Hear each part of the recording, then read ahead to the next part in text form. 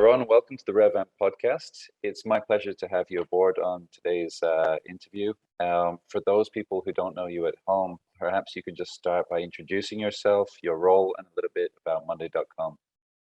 Yeah, absolutely. So first of all, thank you so much for having me. My name is Aron Vuijsje. My last name is horrible. That's because I'm originally from the Netherlands. So that's a little bit of a weird sound. I'm working in Monday.com. I've been there for a bit over 5.5 years now. I'm the director of sales, managing 5 of our sales team here in Israel. I also was the first salesperson in the organization and built our team both in Tel Aviv and in New York, the first 2 sales teams that we had. Like I said, I'm originally from Holland, from Amsterdam. I have a beautiful wife and just a newborn daughter. So that's super exciting on the personal side. And yeah, excited for the podcast today.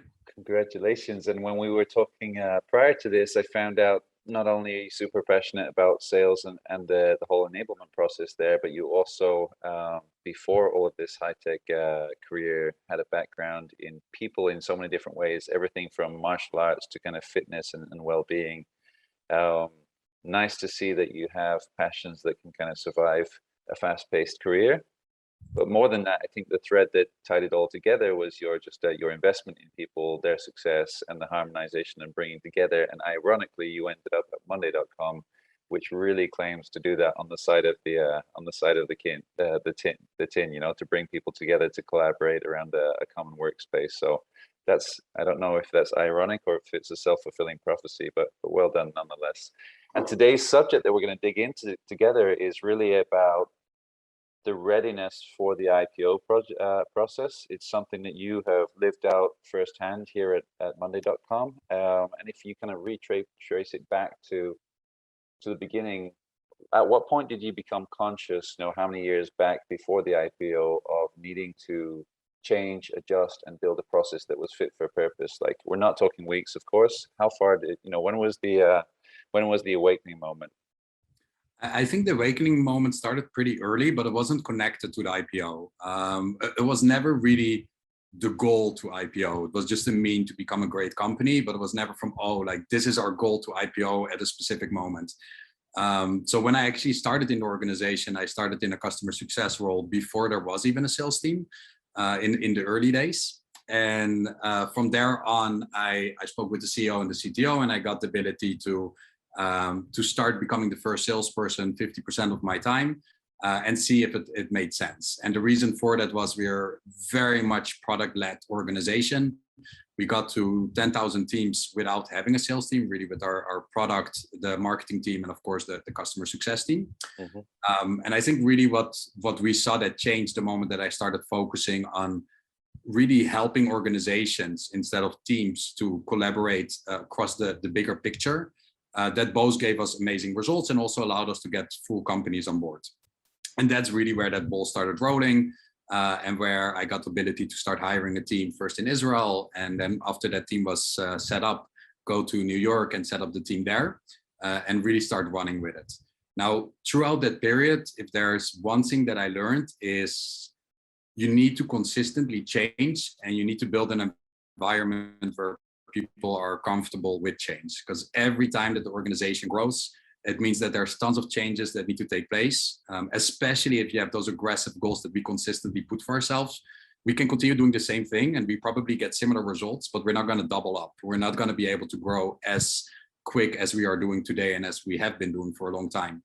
And that's really by taking risks. And I think that's something that the organization does really well. We take risk, we learn from mistakes. We're not afraid to take mistakes. Like, that's the best way to learn and to run quick.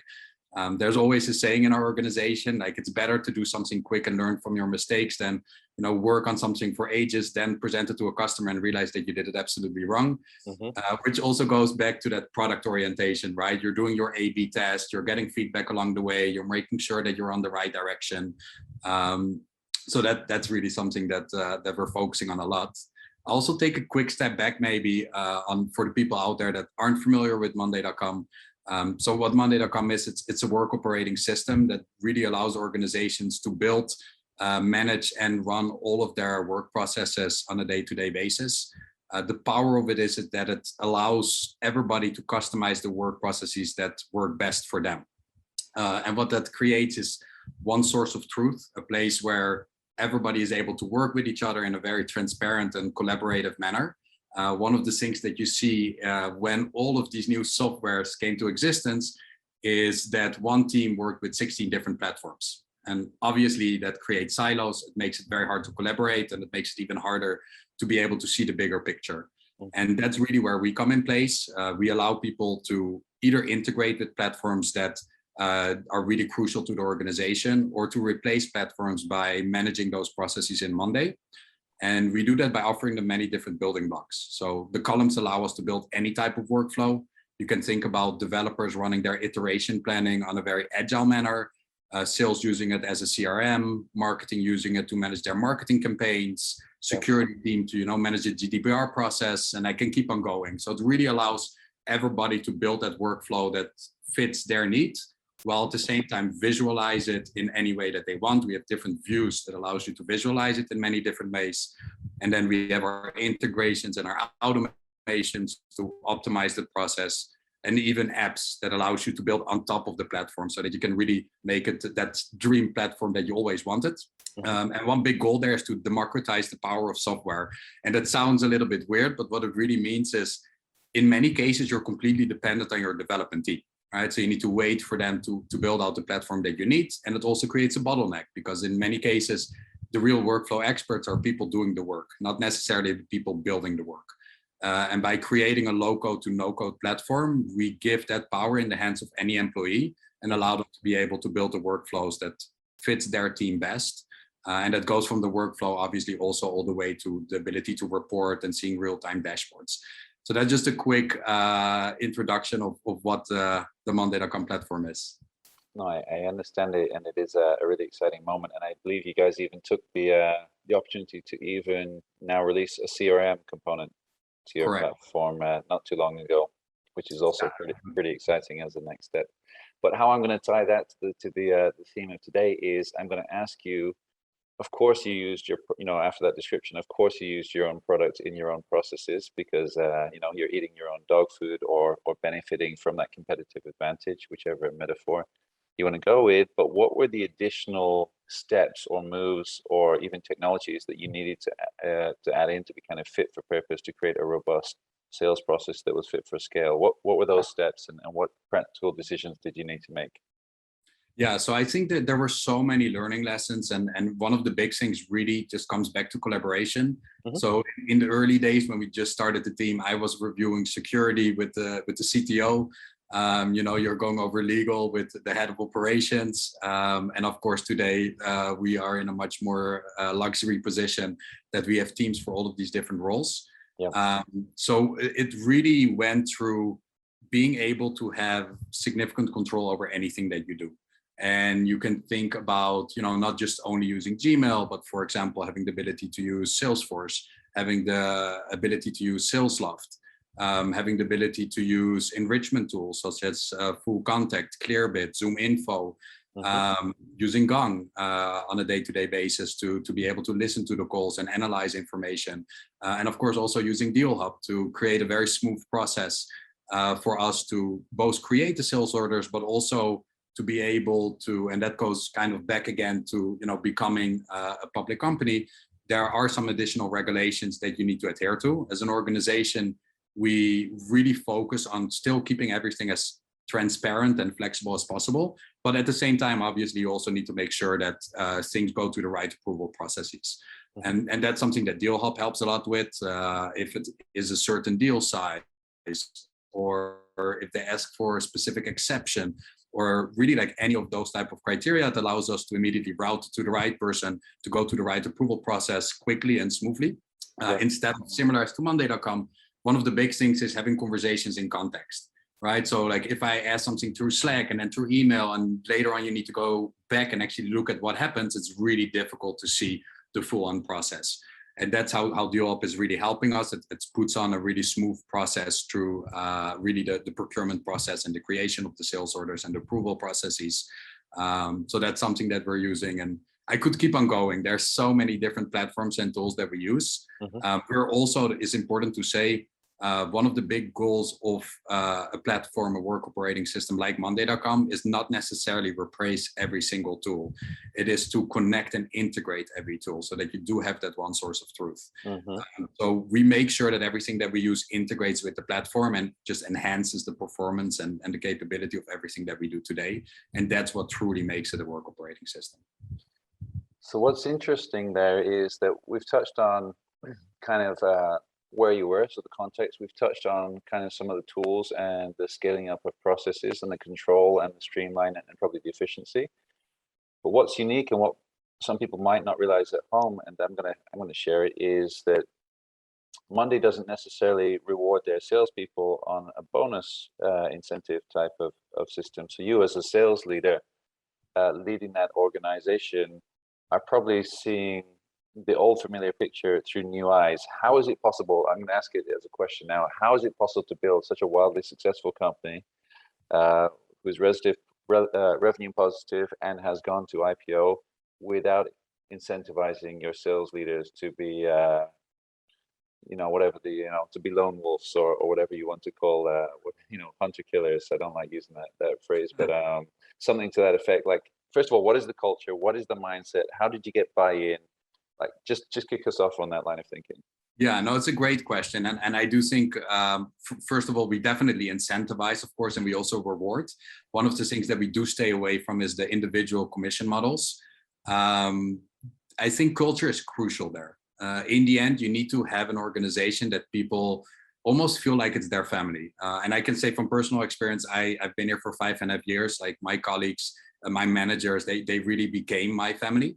Obviously, also I have my own family that I love dearly. But you're at work a lot of the time of your day, probably even more than at home. So it's so important to have an environment that you feel comfortable, where you work together, where you collaborate. And that's really one of the things that we promote as a platform, and also what we promote internally. So once we started with the sales team, this was something that was really important throughout the organization. How can we build a sales team that really collaborates, that works together, that takes the best care of our customers, and really make sure that we maintain that really strong service that we already did from the customer success side, but just build on top of it by helping organizations to grow, by helping them to really optimize their processes with the platform. So one of the things that allows us to attract talent is that we have a great platform, we have a great company, and we also really focus on the professional development of our employees, which obviously is extremely important. We see a very low turnover. There's very few of the employees that leave. And we're rewarding them in many different ways. It could be, we have a gong. If somebody closes a big deal, that you can hit the gong. We have a Slack channel for like all of the deals that come through, that everybody in the organization can see it. Obviously, you have the manager to wrap collaboration in the one-on-ones, where you're showing them that they're doing that great work. And it doesn't always necessarily mean closing a deal. There are so many other aspects that allow to build a great organization and a great culture. For example, it's not always the highest performing reps that are also the best managers, or that are the first people that go to promotion. Often it's actually the people that, of course, they do need to hit their numbers. In the end, you expect somebody to excel in their role to be able to move to the next role. But if I see a rep that really only focuses on himself, and it allows him to, get to 200% of his target, and I see another rep that gets to 150% of his targets, but he pulls 3 other of his colleagues with him, allowing them to get from 70% of target to 100% of target. Both financially, it is better for the organization, because in the end, that 30% from all 3 reps is more significant. But also it allows us to consistently maintain strong reps, really create a culture where people want to help each other. If somebody has a good email template, they'll be happy to share it with the rest of the organization. If somebody needs help on a call, the colleagues are happy to hop on that call. If somebody closes a deal, people are genuinely happy for each other. And it just creates such a different environment. Now, of course, on top, we also do share options with all of the employees in the organizations. I have a question for you before you continue on that, because it's fascinating. So some of that seems like an intangible. So I'm the sales rep, and I'm hitting 99% of my target, and I'm helping out 3 colleagues. But maybe I do that when you're not in the office, or you're in the bathroom, or you're in your lunch break. Are you tracking that, like from a data point of view, in terms of internal communications, or is it with your eyes and your intuition, with your stomach of, I believe this is the impact that that person has had? Because you're not going to be in every room at every moment. That's not possible, even though you are talented. Yeah, you're absolutely right, and that's a really good question. It's actually funny that you bring it up, because like one of the things that I'm working on now is to create a video of how we manage our one-on-one processes, how we manage our team meetings, and how that actually connects back to this topic is you need to create an environment where the rep knows that he can really come to you and speak about, you know, what is working, what is not working, but also what is he doing on a day-to-day. So when I have a board for it, a Monday board, of course, that I manage all of my one-on-ones with. Now, part of that is more focused on the numbers, right? Where are we standing with our targets? Did we hit our quarter? Pipeline reviews. But one of the things that I do is I separate my one-on-ones into 30 minutes every week.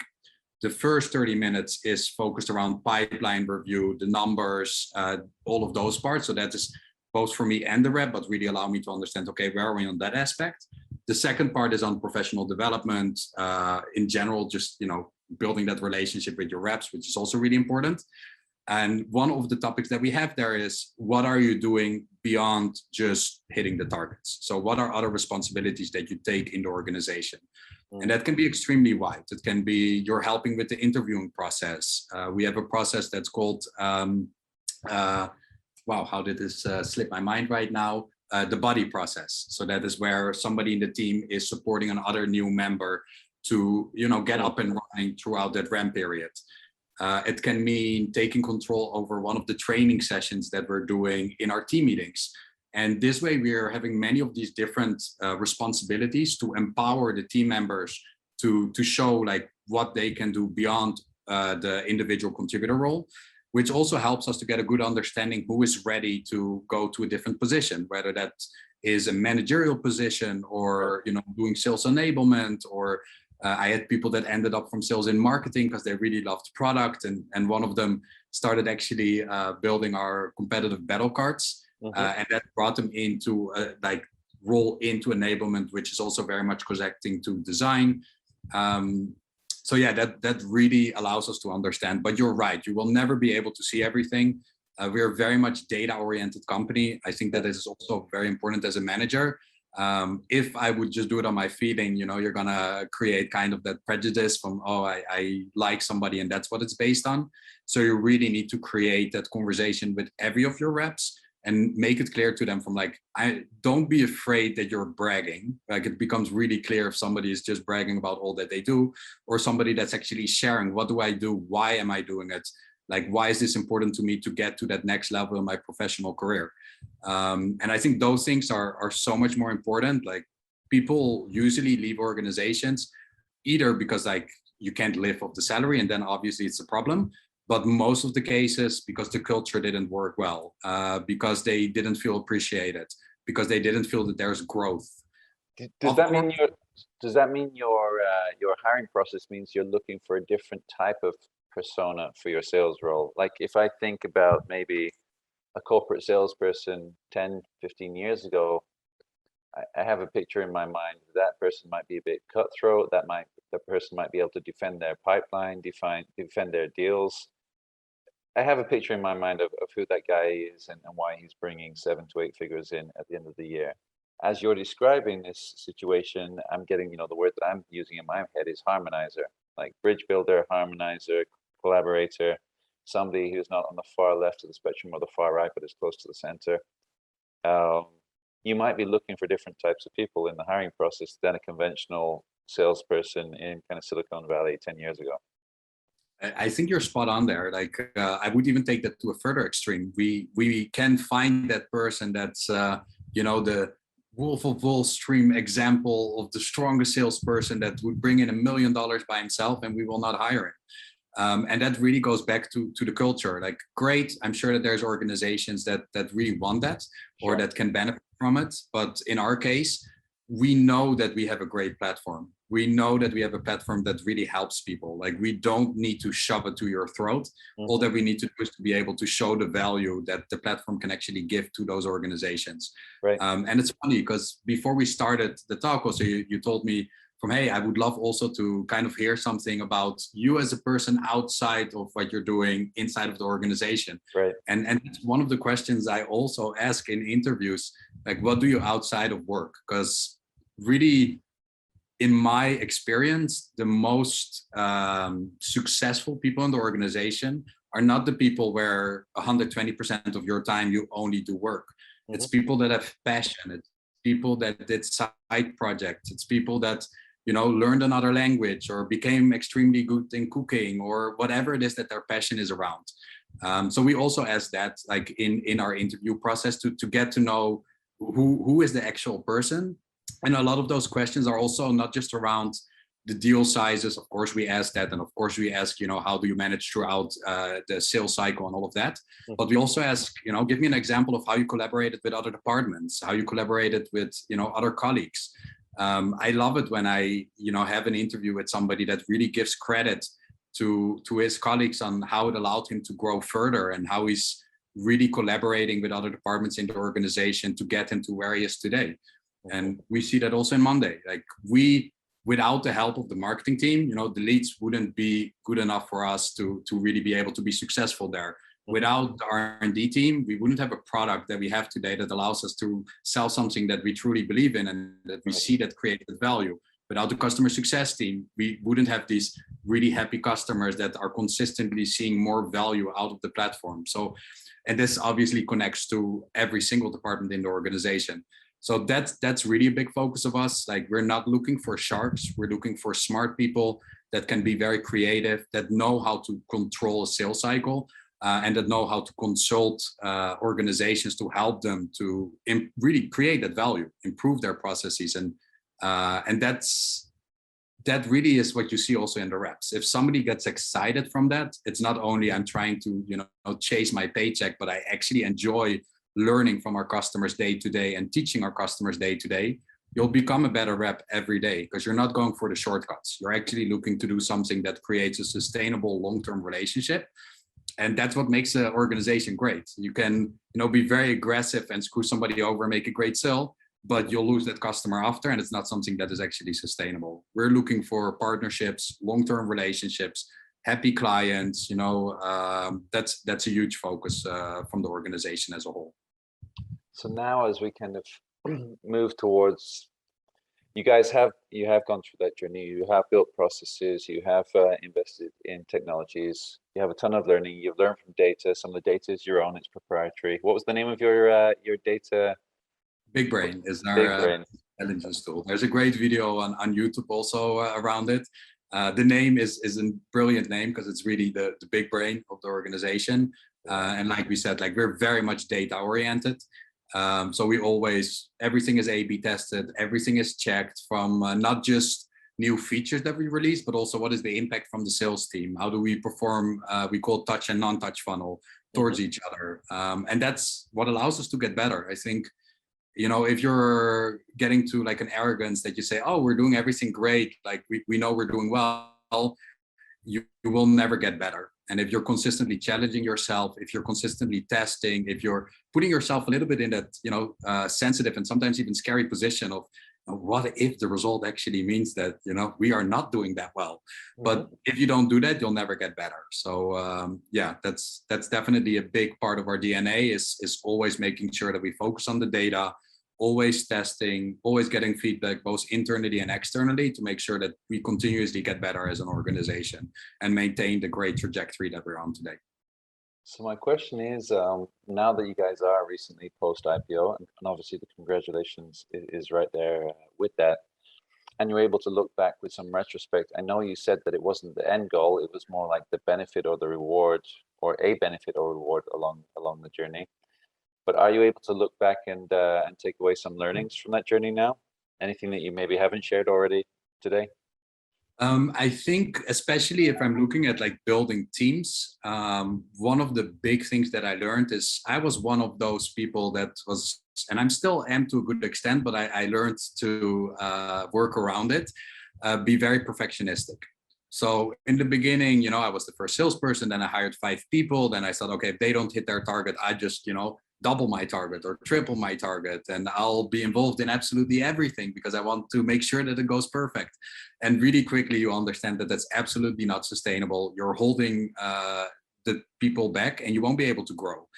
And I think one of the big learning lessons that I had, it started, I would say, in Tel Aviv, but really the second time that I did it, when we built up the team from the beginning up in the US, I really immediately knew how important it is to take those first hires, those first reps, and empower them to help you with the building, making them a really big part of the process, utilizing them to help other people on the team. And I think that's really one of the biggest things that allowed me to grow quickly to the organization and also do it successfully, is knowing that I cannot do it by myself, knowing that I need those people to help me, and also give them the respect, give them the appreciation. Like, don't be that person that like acts like you did it if somebody else in your team did it.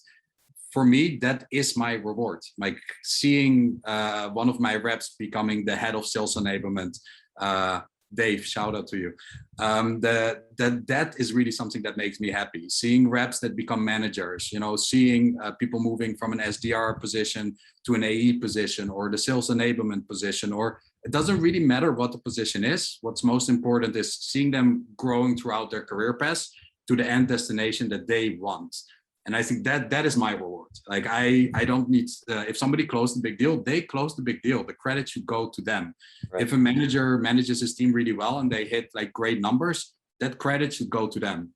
And in the end, where I do feel my own credit is I got them there, right? I was able to create somebody that's so strong that now builds out that whole team, that closes those big deals, that is continuing that great path with everybody else in the organization. And I would say that's the biggest lesson. Like, don't think that you can do everything by yourself. Be okay with if things are not perfect, because it never is. If you're trying to do everything yourself, it's much, much worse than perfect. And in the end, things will run much better if you delegate and empower the people in your team to take responsibility, to take risks, to be creative. Mm-hmm. And if something goes wrong, that's okay. Like, we'll learn from it and we'll improve later on. And that's really what we saw here. Like, we're just consistently learning. Everybody is putting a really heavy part of the weight. Everybody is coming with extremely creative and great ideas of how we can improve the process. Mm-hmm. And I think that's part of what makes us a great organization. We had many times that we said, yeah, this is not something that we're going to do. And what happened a year later? We did it. Did really the thought process change? No, but we saw how important it was for the organization. We got really great arguments from people within the teams, and we understood the importance of it. And that's what allowed us to change it. So also, for example, I will never say we will never go to a commission model. Maybe at some point we see that that's the right direction to go to. Mm-hmm. And I think that's another lesson that I would say is really important. Like, don't get stuck in processes. Don't get like, oh, this is the way that it is and that's how it should be forever. Things change all the time. Create an environment that is open to listen and learn from everybody in the organization. Mm-hmm. And if you see that something makes sense, do it. Like, put your pride away and go for it. Actually, Aron, I just want to thank you on behalf of myself and the whole of the RevAmp team here for coming on board with the podcast, sharing your experience, your learning, and most of all, your passion. We're wishing you tons of present and future success for both you professionally and in your personal life as a young father. So let's stay in touch. And thank you from all of us. It's been a pleasure.